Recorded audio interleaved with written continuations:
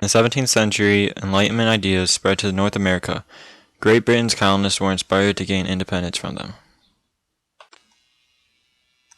Since the establishment of the first English colonies in the 1600s, the colonies had expanded rapidly along the East Coast.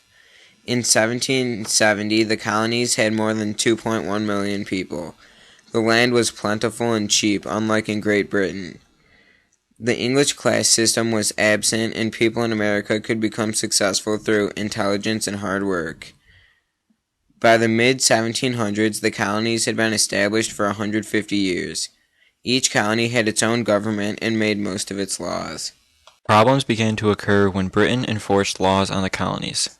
Because Britain spent a lot of money in war, they made the colonies pay a tax to help cover the expenses. Parliament passed a Stamp Act in 1765 that said that all colonists have to pay for an official stamp on all newspaper, legal documents, and the other public papers. They got rid of this act a year later because the colonists called for a boycott. Because the Bostons were harassing the troops, the Britons killed 5 people in 1770, which is called the Boston Massacre. In 1773, Paul Revere and Samuel Adams led the Sons of Liberty and dumped hundreds of crates of tea into the Boston harbor. The British responded by enforcing the Intolerable Acts, which limited the freedoms of the colonists. As a result, in Massachusetts, the Sons of Liberty were ready for the war. One of the military tactics were that the colonists had to hide their weapons in their countryside. Many British soldiers marched out of Boston westward, hoping to find them. In April 1775, the Battle of Lexington began the Revolutionary War. The colonists were divided. Some were patriots and others remained loyal to the British.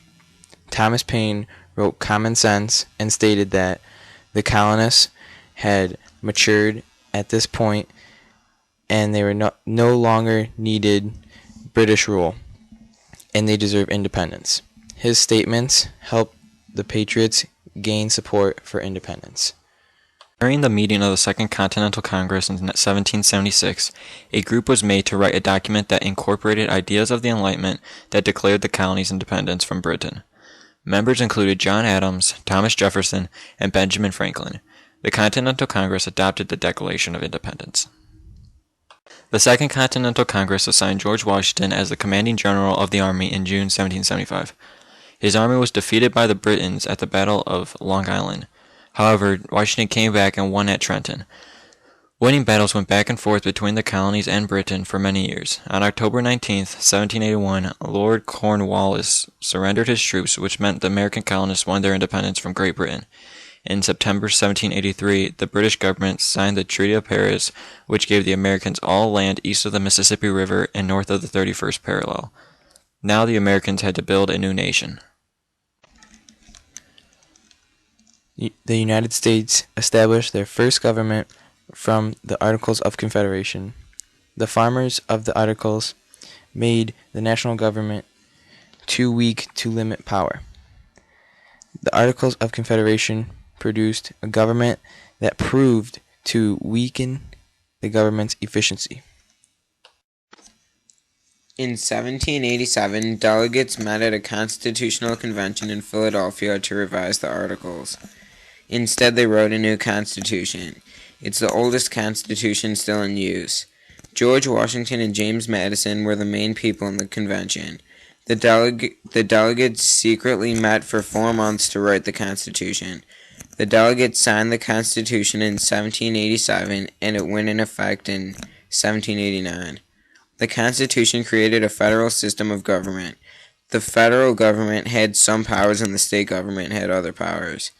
The Constitution divides the national government's powers among 3 branches: the executive branch, which includes the president and carries out laws, the judicial branch, which interprets laws, and the legislative branch, which is the Congress and makes the laws. Congress consists of the House of Representatives, the lower house, and the Senate, the upper house. This makes sure no branch of the government becomes too powerful. The Enlightenment thought influenced the Constitution. The founding principle of the Constitution is that governments exist for the people. The Constitution reflects Locke's and Rousseau's idea of government by consent of the people. Opponents to the Constitution argued it didn't protect the rights of the citizens. They wanted protection of individuals' rights to be added to the Constitution. The Congress responded with the Bill of Rights, the first 10 amendments. They had the freedom of speech and religion. The Bill of Rights protected a number of other rights, but the most important, it guaranteed people equality or due procession of law. Louis XVI supported the American Revolution War. The forming of the American government is based on liberty and equality. Courage, determination, and wisdom were the qualities it took the colonists to prevail over Britain.